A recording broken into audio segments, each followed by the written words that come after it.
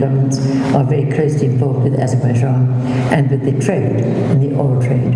But I think the Armenian community maybe can and should speak out a little more about the human rights violations and the impunity with which Azerbaijan is carrying out its ethnic cleansing.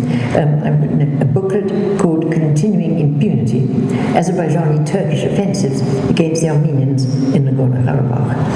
And I think the Armenians perhaps could and should be a little bit more forthright in trying to get this gross violation of human rights on the record and generating an appropriate response.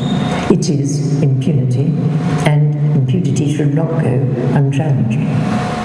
Well, I think my profound admiration for the spirit of Armenia is shown in the way that people from Maraha had to flee from that genocide, and they did work very hard to establish a new Maraha, a new village, and that had all the characteristics of Armenian culture, Armenian tradition, and was a very poignant success.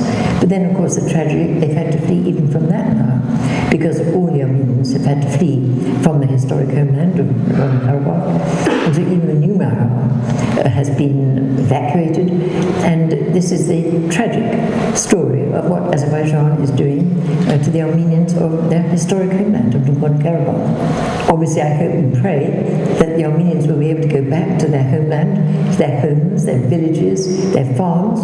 They had to flee all those. It was ethnic cleansing.